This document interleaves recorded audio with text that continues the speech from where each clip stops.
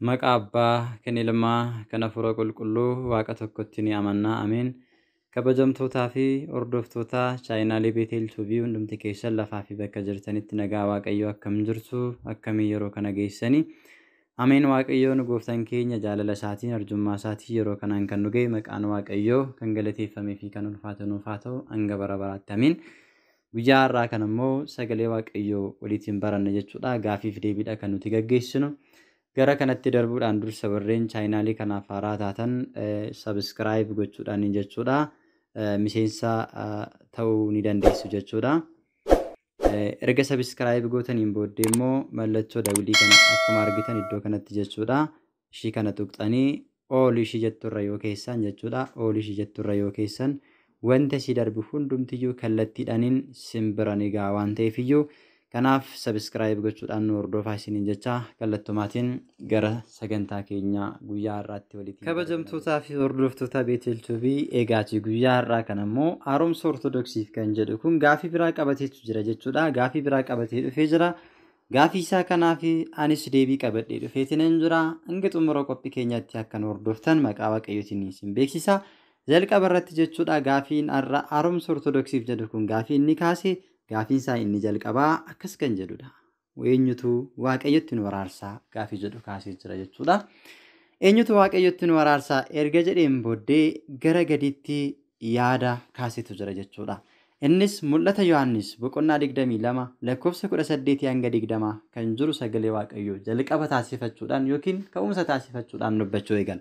Innis maal jedhaa? Mul'ata Yohaannis boqonnaa 22 lakkoofsa 18 irraa kaasnee gaafa dubbisu sagalee akkas jedhu argan. Ani kana kanan caafee nama dubbii macaafa kana keessatti raajii dubbatame dhaga'u of eeggachiisuudhaa fi dhugaa itti ba'uuf nan jedha jedhee jalqaba waa'ee macaafa kanaa dubbachuu isaati jechuudha. Namni raajii macaafa kana keessatti dubbatame dhagahuuf jiru hundumtuu of eeggachuu akka inni qabu jalqaba abbaan keenya qulqulluu Yohaannis yaada isaa kaase jechuudha. Namni dubbii kanatti yoo waa dabale Waaqayyo adaba isaa irratti dha'icha waa'een isaanii macaafa kana keessatti caafaman itti dabaluudhaaf jedhee waa'ee macaafa kanaa erga dubbate namni dubbii macaafa kanaa keessatti raajii dubbatame irraa yoo waa hir'ise immoo Waaqayyo muka jireenyaa kennuu fi mandaritti qulqulluu waa'een isaa macaafa kana keessatti caafaman keessaa qooda isaa hir'isuudhaaf jira jedhee dubbata. Egaa eenyutu hir'isaa jira ree? Eenyutu itti dabalaa jira ree? Mee walumaan laalla jechuudha ijoollee Waaqayyo. Namni itti dabalee jiru ortodoksiitti itti dabalee jira moo warra haaromsitootaa, warra shakkitootaa, warra amma mana amantaa keenya keessa kaleessa turanii iccitii macaafa qulqulluu fi mana keenya mana qulqullummaa keessa jiru erga baranii booddee harma haadha isaanii ciniinanii bahan immoo eenyutu sagalee kanatti dabalaa jira yoo jettan amma guyyaa kanatti deebii isaanii argattu jechuudha. Gara olitti akkuma dubbistan kan inni kaa'ee kan dubbachuu barbaadu yookiis immoo barumsa kana dubbisuu kan barbaadu namni kamiyyuu yaada inni dhiyeesse irratti jechuudha. Waliin falmuu akka hin qabne dhugaa barbaaduudhaaf dammaqi yaada jedhudha waan ta'eef isinis warri nama kana hordofaa jirtan ijoolleen ortodoksii hundumti keessanis dhugaa barbaadna waan ta'eef inni jalqabaa akkas jedha jechuudha. Innis maal kan jedhudha? Ergamoonni nu araarsu kan jedhu gaafii gaafatee jira jechuudha. Haaromsa ortodoksii yookiin namni taaddisoo ta'e kun eeyyen akka mana amantaa keenyaa ortodoksii tawaahidootti ergamoonni Waaqayyoo nu araarsu macaafni qulqulluunis dhugaa nuuf ba'a booddee itti deebina. Gaafii lammaffaarra gaafa ilaallu immoo durboo maaramiin nu araarsitii gaafii jedhu kaasee jira. Eeyyen durboo maaramiin nu araarsuu ni dandeessi. Kennaa Waaqayyo isheedhaaf kennes ni qabdi. Durboo maaramiin haadha Waaqayyooti. Durboo maaramiin araarsituu keenyadha waan taateef nu araarsuu ni dandeessi. Ragaa isaa immoo macaafa qulqulluudhaan ni dhiyeessina. Kallattiidhumaan gara deebiin itti deebiseetti deemnaa jechuudha. Jalqaba ergamoonni nu araarsu kan jedhuuf gaafii erga gaafateen booddee deebii kaa'ee ofumaa isaati. Namni kun deebiin isaa kun sirriidha moo sirrii miti isa jedhu asumarraatii waliitiin kan laallu ta'a jechuudha. Akkas jedha. Michoota koo ani maqaa amantaa kamiiniyyuu qabadhee hin dhiyaanne. Maqaa amantii kamiis hin deeggaru. Dhiiga Kiristoosiin qulqullaa'ee waanan fayyeef ani hordofaa Kiristoos jedhee waa'ee ofii isaa ibsuu barbaade namni kun jechuudha. Warra akka koo isatti amananii fayyan waliin immoo mana sagadaa keessatti nan waaqeffadha kan jedhu waaqeffachuu dhiisuun inni kan isaatii inni kan dhuunfaa isaatii waan ta'eef nuti gara gaafii inni gaafatee fi deebii inni deebiseetti sirriidha moo sirrii miti isa jedhutti waliin deemna jechuudha yeroo keenya qusachuudhaaf. Kunoo akkuma argitan eenyuun kadhannee araara arganna jedhee erga kaayeen booddee tokkoffaa ergamoota waaqayyoodhaayee jedhe ergamootadhaayee jedhee gaafii tokkoffaa irratti kaaye. Kana jechuun ergamoonni nu araarsuu danda'u moo hin danda'an yaada jedhu gaafii isaa jalqabaa taasifate. Macaafa qulqulluu keessatti gaheen ergamootaa maal akka ta'e haa ilaallu jedhe ofuma. Nuti kan dhuunfaa keenya macaafni qulqulluu waan inni jedhu ni ilaalla. Erga kaasee ni ilaallachi.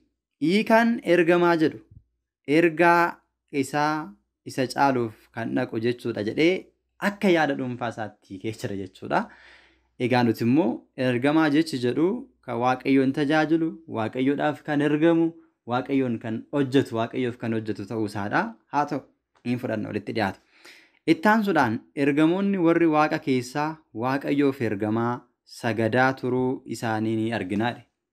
Ibroota boqonnaa 1 lakkoofsa 5 hanga 6tti gaafa dubbisnu sirriidha. Ergamoonni waaqayyoon tajaajiluu isaanii, waaqayyoof hojjechuu isaanii ni arganna jechuudha. Jalqaba isiniin jedheera. Amalli isaanii inni jalqabaan waan gaariidhaan jalqabu waan ta'eef jechuudha. Kinooti macaafa qulqulluu irratti waa'ee ergamoota waaqayyoo. Waaqayyo ergamoota isaa keessaa eenyuun ati ilma kooti ani har'an si dhalche yookiis eenyuun ani siif abbaa nan ta'a innis ilma naaf ta'a jedhee beeka erga jedhee waaqayyo ilma isaa isa hangafa waan hunduma gara biyya lafaatti yommuu erge immoo ergamoonni waaqayyo hundinuu isaaf haa sagadan jedhee waa'ee ergamoota waaqayyoo dubbata jechuudha. Kanaafiyyuu ergamoonni waaqayyoo tajaajilli isaanii inni guddaan waaqayyoof hojjechuu, waaqayyoodhaaf sagaduu, gooftaa keenya Yesuus Kiristoosin waaqessuu akka ta'e dubbatee jira namni kun. Garuu rakkoon isaa dhumarratti walitti dhufna jechuudha. Lakkoofsa 7 irratti gaafa dubbisnu waaqayyo ergamoota illee inni ergamoota isaa akka qilleensaa warra isaa fi ergamanis akka arraba ibiddaa in godhate jedhee amala ergamoota waaqayyoo dubbachuu eegale jechuudha macaafni qulqulluun jechuudha. Akkuma asirratti argitan kana jechuudha. Inni kun sirriidha. Kun ergamoonni waaqayyoo tajaajilli isaanii maal akka ta'e waaqayyoof hojjechuu isaanii, waaqayyoodhaaf sagaduu isaanii nu agarsiisa.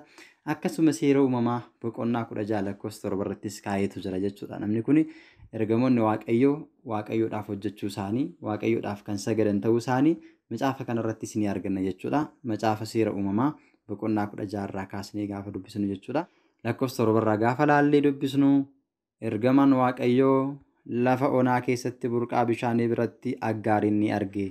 Burqaa bishaaniin sunis karaa suur dhaquu gubbaa in ture jedhee ergamichis Aggaarin yaa Aggaar hojjettuu Saaraay eessaa dhufte amma immoo eessa dhaqaa jirta jedhee ishii gaafatee ishii gargaaruu isaa. Isheenis immoo giiftii kiyya jalaa Saaraa jalaan baqadha jettee ergamaa waaqayyoo faana akka odeessite yookiis immoo akka isheen dubbattedha kan inni dubbatu asirratti jechuudha. Ergamoonni waaqayyoon tajaajilu jedhee kaa'e namni kun. Waaqayyoon bichaa osoo hin taane dhala namaas akka tajaajilan ni arganna macaafa kanarratti. Ergamaan waaqayyoo immoo deebisee isheedhaan deebi'i giiftii keetiif gali gadi of deebisi harka ishee jala buli jedhee ergamaan waaqayyoo itti dubbate. Ergamaan waaqayyoo itti fufee waaqayyo ani sanyii kee guddaa nan baay'isa. Baay'ina isaa irraa kan keessi namni danda'ee si lakkaa'uu hin danda'u siin jedheera jedhee ergaa waaqayyoo irraallee fide akka Aggaaritti macaafa qulqulluu kana keessatti ni arganna. Namni kun garuu waaqayyoof tajaajilu jedhee hojii ergamoonni waaqayyoo raawwatan gara biraa dhoksuudhaaf yaadeera. Dhugaan jiru garuu isa kana. Ergamoonni waaqayyoonis ni tajaajilu. Waaqayyoodhaafis ni sagadu. Dhala namaas ni tajaajilu. Ergaa waaqayyoo irraa fidanii gara namootaatti ni geessu. Eebba waaqayyoo irraa fidanii namoota irratti ni dhangalaasu. Kanaafiyyuu ergamoonni waaqayyoo gaheen isaanii guddaa akka ta'e macaafa kanarratti ni argina jechuudha. Gama biraatiin osoo biran darbin macaafa Daani'eel boqonnaa 10 lakkoofsa 13 irra jechuudha. Namni kun kan barreessee jiru akkuma argitan miilaan ladhanne jechuudha. Macaafa Daani'eel boqonnaa 10 lakkoofsa 13 irrattis gahee ergamoonni waaqayyoo macaafa qulqulluu keessatti qaban kaayetu jira jechuudha. Hanga dhumaatti nu hordofaa. Boqonnaa 10 lakkoofsa 13. Gaafa ilaallu akkas jedha. Ergamaa inni guddichi inni mootummaa Faariis dhaabbatu bultii 21 fi anaan mormuudhaaf hin dhaabbate. Kana irratti Mikaa'el ergamoota gurguddoota warra duraa keessaa inni tokko na gargaaruudhaaf in dhufe. Anis mootota Faariis biratti isaan nan dhiise jedhee ergamaan waaqayyoo Daani'el dubbatee jira. Ergamaan waaqayyoo akka isa gargaare, ergamaan waaqayyoo akka isaaf dhaabbate, keessumaayyuu maqaan isaa Mikaa'el inni guddichi inni jedhamu akka isa gargaare Daani'el macaafa kana keessatti dubbate jechuudha. Namni haaromsa ortodoksiif jedhu gaafa barreessu garuu ergamoonni waaqayyoo tajaajila waaqayyoodhaaf qofa laatu jedhee daangessee kaa'uu barbaadeeti. Garuu ergamoonni waaqayyoo dhala namaas ni gargaaru. Dhala namaadhaafis ni dhaabbatu. Dhala namaa ni kunuunsu. Rakkoo keessaas baasuu akka danda'an macaafni qulqulluun ni dubbata. Keessumattuu faarfannaa 34:7 gaafa dubbistan naannoo warra waaqayyoon sodaatanii ergamoonni waaqayyoo maal godhu jedha ni buufatu. Rakkina isaanii keessaas isaan oolchuu ni danda'u jedhee faarfannaa 34:7 irratti dubbatee jira jechuudha. Kun akkuma argitan kana lakkoofsa 7 irratti akkaataa kanaan dubbatamee jira jechuudha. Ergamoonni waaqayyoo naannoo warra waaqayyoon sodaatanii ni buufata. Isaanis ni oolcha. Gaarummaa waaqayyoo attam akka ta'e isaan hin mi'eeffachiisaa inni ilaalchisa jedhe kaayetu jira jechuudha. Kanaaf ergamoonni waaqayyoo naannoo warra waaqayyoon kabajanii naannoo warra waaqayyoon sodaatanii isaan eeguudhaaf akka illee dhaabbatan macaafni qulqulluun nutti dubbata. Namni kuni garuu ergamoota waaqayyoo kuni waaqayyoon bicha akka tajaajiluu danda'anitti kan inni kaa'ee jiru. Dhala namaallee ni tajaajilu. Dhala namaallee ni gargaaru. Kana qofa miti. Faarfannaa Daawit 91 lakkoofsa 11 irraa kaanee gaafa dubbisnu waa argannu qabna. Innis maal jedha? Karaa ati adeemtu hundumatti akka si eeganiif ergamoota isaa siif ni abbooma. Miilli kee dhagaatti akka hin buuneef isaan harka irratti si baatu. Ati leenca fi maraataa irra ni ejjetta. Leenca saafilaaf jawwees ni dhidhiitta jedhee aangoo dhalli namaa hafuura hamaa irratti, diina irratti, daabiloos irratti qabu.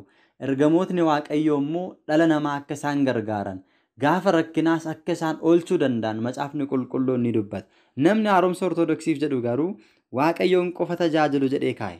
Kanaafiyyuu ergamoonni waaqayyoo waaqayyoon qofa osoo hin taane dhala namaallee tajaajiluu akka danda'an macaafa kana keessatti argineerra. Hubannees jirra jechuudha. Kana qofa osoo hin taane macaafa Daani'eel boqonnaa 10 lakkoofsa 21 illee nu barreessee jira jechuudha namni kun. Maa inni gaheen ergamoota waaqayyoo maal akka ta'an jechuudha. Asuma macaafa Daani'eel jechuudha. Isa ammas la dubbisnee turre. Boqonnaa 10 lakkoofsa 21 irrattis ammas Daani'eel ergamaan waaqayyoo waan isaaf godhe akkamittis akka isa gargaaree Daani'eel dubbatee jira jechuudha. Kana hunduma keessatti Mikaa'el ergamaa guddaa isa isiniif dhaabbatu malee tokkollee kan ana wajjin jabaatee dhaabbatu hin jiru. Haa ta'u iyyuu malee ani wanta macaafa isaa dhugaan keessatti argamutti caafame isinitti nan hima jedhee Daani'el dubbata. Ergamaan waaqayyoo Mikaa'el isiniif akka nuufis akka dhaabbachuu danda'u. Isa qofaaf osoo hin taane, Daani'el qofaaf osoo hin taane nuufis akka inni dhaabbachuu danda'u, akka inni nuuf kadhachuu danda'u macaafa qulqulluu kana keessatti barreeffameetu jira jechuudha. Namni kun garuu sila akkuma dubbachaa turre tajaajilli ergamoota waaqayyoof qofadha jedhee kaa'eera. Egaati asitti dhumarratti Wangeela Luqaas boqonnaa 1 lakkoofsa 30 irras nuuf barreessee jira jechuudha namni kuni. Gaafa dhagnee ilaallu Wangeela Luqaas boqonnaa 1 lakkoofsa 30 irrattis gaafa dhaqnee ilaallu waan argannu qabna. Innis maal kan jedhudha? Yommuu ergamichi isheedhaan jedha kinu iddoo kanatti yommuu ergamichi isheedhaan yaa Maariyaam waaqayyo biraa ayyaana argatte hin sodaatin. Hin sodaatin jechuun maal jechuudha? Jajjabeessaa jira. Akka ishiin hin sodaanneef akka ishiin ulfina kabaja argachuudhaaf akka jirtu misraachoo gammachuu itti dubbachaa jira jechuudha ergamaan kun. Kunoo ni ulfoofta ilmas ni deessa. Maqaa isaas Yesuus jedhii moggaasi. Inni guddaa hin ta'a. Ilma Abbaas jedhamee waamama. Waaqayyo gooftaanis teessoo abaabulii isaa Daawitiin ni kennaaf. Mana Yaaqoob irratti bara baraaf ni mo'a. Barri mootummaa isaas dhuma hin qabu jedhee haadha keenya qulqulleetti durboo Maaramitti misraachoo gammachuu kana himuunsaa ergamoonni misraachoo gammachuu waaqayyo irraa fidanii dhala namaatti himuu akka danda'an macaafni qulqulluun nutti dubbataa jechuudha. Gara gaafii keenyatti deebinee gaafa ilaallu akkuma argitan jechuudha kan hin jala sararee jiru kanatti jalqaba silaa akkuma isiniin jedhee manaafiqoonni yookiis immoo haaromsitoonni taaddisoonni waa'ee ergamoota waaqayyoo ni dubbatu. Garuu dhumarratti nuuf hin kadhatanii jedhanii waan gananiif ni ilaala. Garuu araaraaf ergaa ilmaan namootaa irraa fuudhanii gara waaqayyootti yeroo geessan hin arginu jedhee kaa'e namni kun. Waa'ee tajaajila isaanii dubbateera. Waa'ee maalummaa ergamootaa erga dubbateen booddee dhumarratti dhufuudhaan maal jedhee kaa'e? Ergamoonni waaqayyoo garuu araaraaf ergaa ilmaan namootaa irraa fuudhanii gara waaqayyootti yeroo isaan geessan hin arginedha. Kadhannaa namootaa fuudhanii gara waaqayyootti yeroo isaan geessan hin argine jechuudhaan araarsummaa ergamootaa gane jechuudha namni kun. Ergamoonni Waaqayyoo garuu ergaa ilmaan namootarraa fuudhanii gara Waaqayyoo ni geessu dhibbaan dhibbatti. Isa kanammoo macaafa qulqulluu keessaa argachuu dandeenya jechuudha.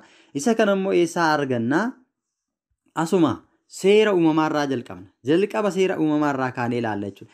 Seera uumamaa boqonnaa 28 lakkoofsa 12 irraa kaasnee gaafa dubbisnu ergamaan Waaqayyoo kadhannaa mucaa namaa fuudhee gara Waaqayyootti akka geessuu danda'u fakkeenyaan nu barsiiseera yookiin immoo fakkeenyaan nutti himeetu jira. Seera uumamaa boqonnaa 28 lakkoofsa 10 irraa kaasnee ilaalla. Yemmus Yaaqoob Bersheebaadhaa bahee gara Kaaraanitti adeeme jedha. Inni iddoo tokko gahee aduun lixnaan achi bule. Dhagoota iddoo sana jiran keessaa tokko fuudhee mataasaa jala kaayate. Iddoo sana ciise jedha. Inni achitti abjuu abjoote. Yaaphannoon maslaaliin jechuudha. Yaaphannoo jechuun hundeen isaa lafa dhaabbatee fiixeen isaa bantii Waaqaa bira ga'u tokko in argee jedha amma mul'ata isaa keessatti. Kunoo ergamoonni Waaqayyoo isa irra ol hin ba'us gadi siin bu'u turanii jedha. Kana jechuun ergamoonni Waaqayyoo mislaalii sanirra maal godhu? Ol siin ba'u gadi siin bu'u turanii jedha.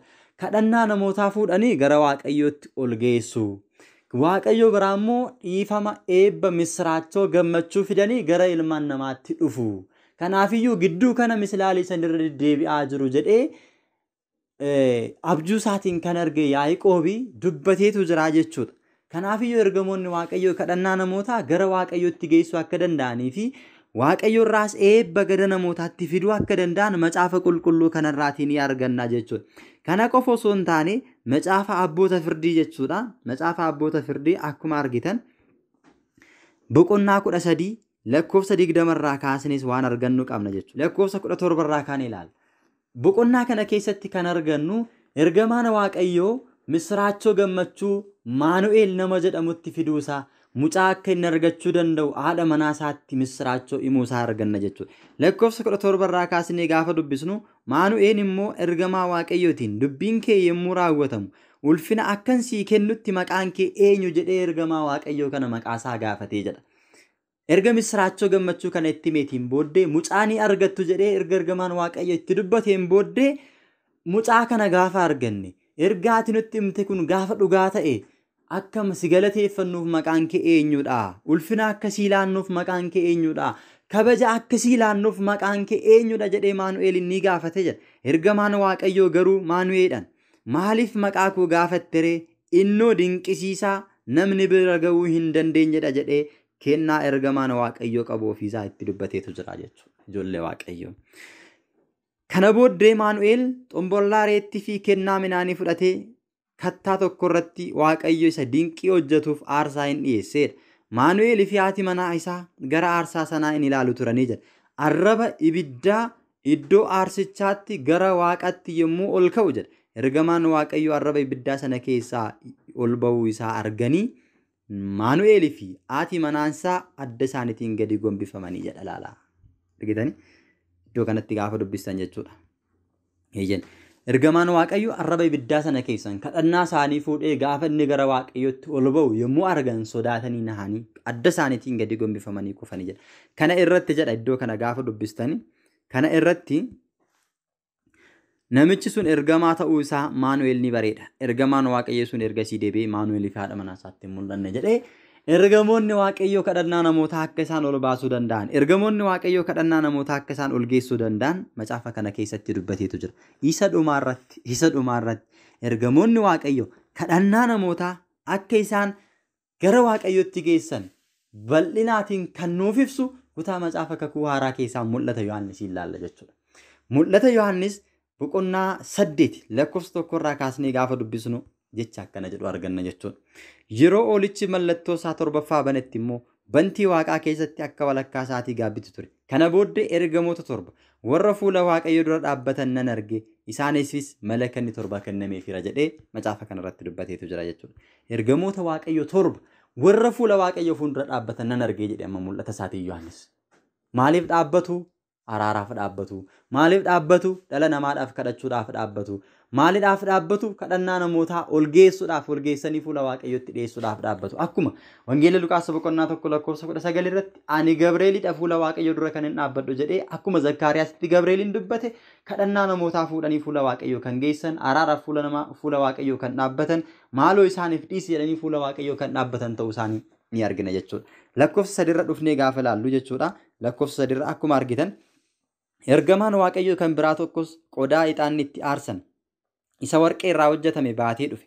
Iddoo aarsaa dhaabbatee iddoo aarsaa warqee irraa hojjetame isa teessicha fuula dura sana irratti kadhata warra waaqayyoof qulqullaa'anii kadhata eenyu?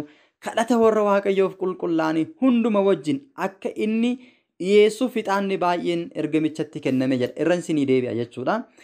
Fuula duratti kadhata warra waaqayyoof qulqullaa'anii hunduma wajjin akka inni dhiyeessuuf ixaanni baay'een itti kenname jedha. Ixaana sana gaafa aarsu kadhannaan warra waaqayyoodhaaf qulqullaa'anii ixaana sana wajjiniin fuula waaqayyoo fuulduratti akka dhiyaatuuf ixaanni baay'een ergamaa waaqayyoo sanatti kenname jedha. Kanaafuu ergamoonni waaqayyoo maalin kadhannaa namootaa gara waaqayyootti ni geessu. Haaromsi Ortodoksii garuu ergamoonni waaqayyoo kadhannaa namootaa maaliin godhan? Ol geessuu yeroo isaan ol geessan arginee hin beeknudha. Sirriidha argitanii hin beektan.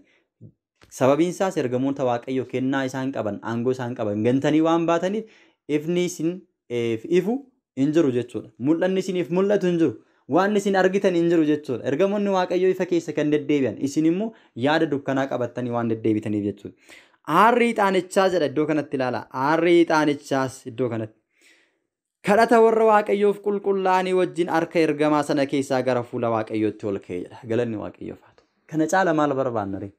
Ergamoonni waaqayyoo kadhannaa namootaa ixaana wajjin fuula waaqayyootti geessuu ni danda'u. 100% Ortodoksii ragaa qabdi. Waan duubatti nu deebisuu hin qabdu. Kanaafiyyuu bakka jirutti dhaabbannee waaqayyoon galateeffachuu beekumsi yoo nutti irra ta'e barachuu hubachuutu nurra jiraata malee sagalee waaqayyoo isa dhugaa jallisnee ofii keenya akka waan dhugaa dubbannutti dubbachuun dhugaarraa kan fagaatte booddee adabbiitti kan nama fidudha jechuudha. Macaafa qulqulluu keessatti abboommi isaa kurnan keessaa inni tokko Isoobinii jedha.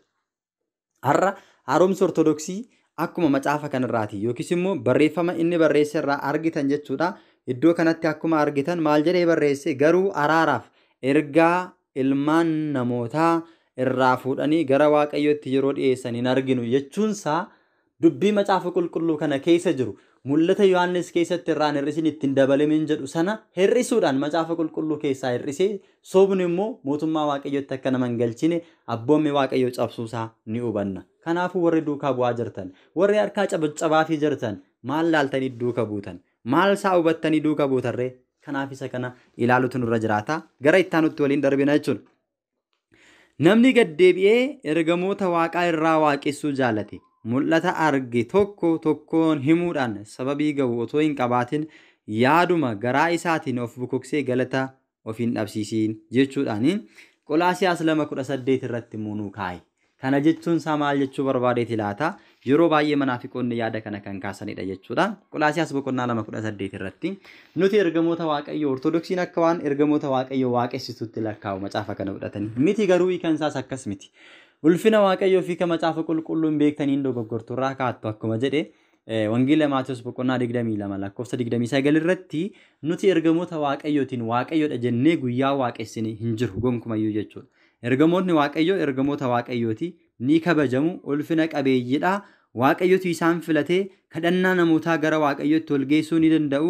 Eebba waaqayyoo irraa ilmaan namaatiif fiduu ni danda'u malee ergamoota waaqayyootiin nuti waaqa jennee waaqessine hin beeknu jechuudha. Garuu macaafni kun maal jechuu barbaade isa jedhu immoo ilaaluun dirqama ta'a jechuudha. Lakkoofsa 15 irraa kaasnee ilaala. Macaafa Qolaasiyaas ergaa qulqulluun Phaawulos warra Qolaasiyaasiif erge boqonnaa 2:15 irraa kaasnee ilaalle. Fannoo sana irratti Kiristoos warra qilleensa irraaf gooftummaa qabanii fi humna qaban harka duwwaa hambisee bakkeetti isaan mul'isuudhaan salphisee isaan agarsiisee ilmaan namaa bilisa baaseedha. Warra aangoo qaban jechuun Daabiloos kaleessa Saaxanaa'el jedhame inni kennaan isaaf kenname ergamaa waaqayyoo akka inni ta'e tajaajiluuf kenname. Har'a immoo kennaa isaa sana dhiisee ani waaqayyoodha na waaqessaa erga jedhee gad darbatameen booddee immoo deebi'ee ilmaan namootaa bakka isaa bu'anii akka waaqayyoon hin waaqessin hinaaffaa guddaadhaan gaafa irratti ka'u waaqayyo immoo dhufee fannoo irra oolee fannoo isaatiin gadi isa darbateedha. Kanaafis waa'ee nyaataa fi dhugaatii, waa'ee guyyaa ayyaanatti, waa'ee baatii lakkaa'utti yookiis waa'ee sanbata eegutti namni tokkollee isinitti hin faradini jedha. isaan kun gaaddidduu wanta dhufuuf jiru sana duwwaadha. Wantichi inni dhugaan garuu kan Kiristoosidha jedhee dhugaa irratti hundaa'uu akka qabnu. Dhugaan immoo Kiristoos ta'uusaa nu hubachiisee jira jechuudha. Namni gad deebi'ee ergamoota Waaqa irraa waaqessuu jaalatee mul'ata arge tokkoon himuudhaan sababii ga'u otoo hin qabaatin yaaduma garaa isaatiin of bokoksee galata ofiin dhabsiisiin jechuudhaaniin dhuguma egaati yaadni kun sirriidha. Dogoggora tokkollee hin qabu. Namni kamiyyuu eenyuyyuu ergamoota Waaqayyo waaqessuun irra hin jira. Namni ergamoota Waaqayyo waaqessu sababa tokko osoo hin qabaatin waan waaqessuuf sana osoo hin beekin ergamaa Waaqayyo waaqessa taananii namni sun galata of dhabsiiseera. Ergamaa Waaqayyo waaqeffamu, ergamaa Waaqayyo kabaja qaba malee, ergamaan Waaqayyo aangoo waaqummaa hin qabu. Ergamaa Waaqayyo nuti Ortodoksonni ergamaa Waaqayyo kan beeknu Waaqa keenya jennee miti. Waaqni keenya Abbaa Ilmaa Hafuura Qulqulluu sadummaadhaaf tokkummaadhaan kan waaqeffamu Sillaasee qofadha. Sillaaseedha jechuudha. Sillaasee jechuun Abbaa Ilmaa Hafuura Qulqulluudha. Maqaadhaan sadi, kennaadhaan sadi, maqaadhaan sadii, akkasuma qaaman sadii, gahee hojii isaaniitiin sadii, waaqummaadhaan ajjeesuudhaan jiraachisuudhaan tokko kan ta'an Sillaaseedhaan ala eenyumtiyyuu Waaqa kiyya jedhee waaqessuun irra hin jiraatu. Namni ergamoota Waaqayyoo akka Waaqa isaatti ilaalee yookiin immoo akka Waaqatti waaqessuu jiraate ammayyuu dogoggoreera. Ergamoonni Waaqayyoo nuuf kadhatu. Ergamoonni Waaqayyoo kadhannaa keenya gara Waaqayyootti ol geessu. Ergamoonni Waaqayyoo eebba misraachoo gammachuu Waaqayyoo irraa gara dhala namaatti fidu. Ergamoonni Waaqayyoo naannoo warra Waaqayyoon sodaatanii ni buufatu. Rakkoo keessaa isaan oolchu. Diina inni injifatu. Aangoo diina ittiin barbadeessan ni qabu waan ta'eef ergamoonni Waaqayyoo kennaa qabu, nu araarsuu danda'u, nuuf kadhachuu qabu danda'u akkuma amma argine macaafa qulqulluu keessatti argine nuuf kadhatu jennee amanna malee ergamoonni Waaqayyoo Waaqa keenya jedhee namni amane hin jiru. Kanaafiyyuu ammas namni Waaqa keenya jedhee amane yoo jiraate, namni Waaqa keenya jedhee ergamoota Waaqayyoo waaqessu yoo jiraate galata of dhabsiiseera jechuudha. Namni akkasii Kiristoos mataa dhagnichaatti isa guutummaan dhagna isaatiin soorome buusaa fi ribuu isaatiin walitti hidhamee guddina Waaqayyoo biraa argatuunis guddatu sanitti hin jabaatu jedhee dhugaa jiru lafa kaa'e. Kanaafuu nutis warra Ortodoksii kaleessa yoo dogoggorree yookiin namni dogoggoree ergamoota Waaqayyoo akka Waaqatti ilaalu yoo jiraate ergamoonni Waaqayyoo isaan Waaqa miti, ergamootadha malee. Waaqayyootiin uumamani. Waaqayyoon tajaajilu dhala namaaf kadhatu, dhala namaa ni araarsu akkuma islaammaa dubbanne. Kanaafidha dogoggora tokko hin qabu jechuudha.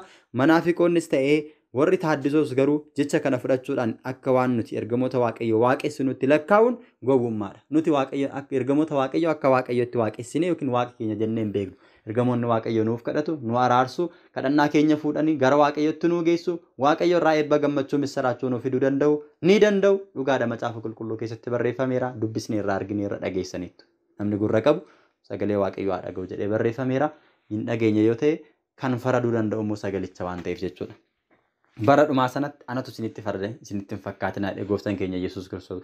Hojiidhuma keessanitu isiniif farada, hojiidhuma keessanitu isinitti farada. Yoo gaarii hojjettan isiniif faradama, yoo hamaa hojjettan, daba yoo hojjettan isinitti faradama jedhee lafa kaa'ee jira jechuudha. Kanaafiyyuu isa kana hubachuun nurra jiraata. Jecha ergamoota Waaqayyoo jedhu kana keessaa osoo hin bahin jecha tokko macaafa qulqulluu irraa osoo hin dubbisiin hin darbu. Innis maalinni yoo jettan isin jechuudha warri haaromsitoonnis ta'e manaafiqoonni ta'e ergamoota Waaqayyoo irratti maaliidhaaf akka kaatan macaafni qulqulluun keessaa baasee nutti dubbachaa jira jechuudha. Isas maalinni kinoo lammaffaa Phexros boqonnaa 2 lakkoofsa 1 irraa kaanii dubbisa. Akkuma raajonni sobduun saba sana gidduu turan akkasuma barsiisonni sobduun isin gidduu jiraatu.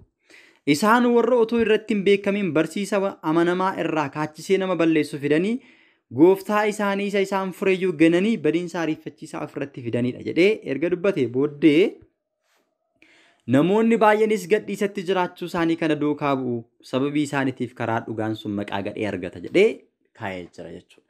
Lakkoofsa 3 irratti immoo sassata isaaniitiin immoo dubbii mataa isaanii keessaa fuudhanii odeessaniin isin irraa nyaatu. Firdiin bara duriitii jalqabee isaan irratti kenname hojjechuunis badiinsi isaanis deebi'ee hin rafne jedhee akkuma kaa'ee jiru egaa har'a akkuma macaafa qulqulluu irraa dubbisnee ilaalle haaromsa ortodoksii kan jedhu dubbii mataa isaa keessaa fuudhee odeessin saba baay'ee dogoggorsiisaa jira malee macaafni qulqulluun akkas jechaa hin jiru jechuudha. Callisnee isa duukaa deemnu warri callisnee isaa facabcabnu yookiin immoo isaatiin gufannee amantiin kun sirrii miti laata jennee ortodoksiitti shakkinu yoo jiraanne dubbii mataa isaanii keessaa baasanii odeessanii ni malee ragaa tokko hin qaban. Eessa ragaan inni dhiyeesse? ergamoonni waaqayyo kadhannaa namootaa gara waaqayyootti geessuu hin danda'an erga jedhee ragaan qabu. Nuti immoo akka geessuu danda'an ragaa qabna, kanaaf hubachuu qabna. Garuu kaayyoon isaanii maal inni laata? Kaayyoon isaanii maal inni laata? Mee ni ilaalla as keessaa. Egaa gooftichi namoota waaqayyoof bulan qorama keessaa baasu, warra jalloota immoo hamma guyyaa firdiitti adabaaf kaa'uu ni beeka jedha. Warri amma waaqayyoon ganan guyyaa firdii sana maal ta'u jettanii yaaddu laata? Firdii isaanii yoom fudhatu laata jettanii yoo yaaddan kunoo iddoo kana jira. Caala dhumatti immoo warra kajeellaa foon isaanii sana nama xureessu duukaa bu'an, warra gooftummaa waaqayyo isaan irraa qabu tuffatan adabaaf ni ka'a. Isaan warra addaggee, warra of gammachiisanidhas, warra akka ergamoota waaqayyo waaqa keessatti ulfina qaban ni arrabsu malee safeeffatanidha. Warri addaggeen kun, warri adabaaf kaamuudhaaf jiran kun ergamoota waaqayyo ni arrabsu malee safeeffatanii jedha. Akkuma argaa jirtanidha. Dhugaadhamoo dhugaa miti yoo jettan argaa jirtu. Lakkoofsa 11 irra mee isiniin dubbisa. Lakkoofsa 11 irra gaafa isinii dubbisu ergamoonni waaqayyoo warri barsiisota sobduu kana caala aangoo fi humna qaban immoo warra akka ergamoota kana arrabsanii akka isaanitti faradamuuf gooftaa duratti isaan irratti hin dubbatanii jedha. Warri adabaaf kaaman sun garuu akka bineensota waa yaadanii gargar hin baafne, warra uumamuu isaaniitiif qabamuuf ajjeefamuuf dhalataniiti. Wanta ofii isaaniitii hin hubanne ni arrabsu. Isaan akkuma badiinsa bineensotaa sanitti baduudhaaf jiru jedhee lafa kaa'eera. Waaqayyo kana jalaa nu haa baasu. Kanaafiyyuu ijoollee waaqayyoo nuti bakkuma jirrutti dhaabbachuudhaaniin ergamoonni waaqayyoo maal akka isaan ta'an, kennaan isaanii maal akka ta'e lafuma jirrutti dhaabbannee hubachuutu nurra jiraata malee raafamuun nurra hin jiraatu jechuudha. Egaatii dhugaan jiru isa kana fakkaata. Dhugaan macaafa qulqulluu keessatti barreeffamee jiru isa kana fakkaata jechuudha. Inni taanu namni kun kan inni gaafate keessaatii lammaffaanii eenyutu waaqayyotti nu araarsuu danda'a? Maaramiidhaa jedhe. Eeyyen maaramiin nu araarsuu dandeessi. Eenyummaa fi gahee maaramii jedhee immoo kanatti caafeetu jira. Kutaa lammaffaa keenyaan itti deebina. Sagaleen kiyya baay'ee daqiiqaan waan dheeratee jiruuf akka nuuf fide kutaa lammaffaadhaan itti deebina. Waaqayyo laphee hubannaa isaa nuuf haa kennu. Asirraa waa baay'ee akka isin barattan hubattan abdiin qaba. Waaqayyoon hunduma keessan haa gargaaru. Waaqayyoon hunduma keenya faanaa ta'uu sibaatil Egzaabeer wala walaadeetu dingil wala masqaluu qibir ይቆየን አሜን።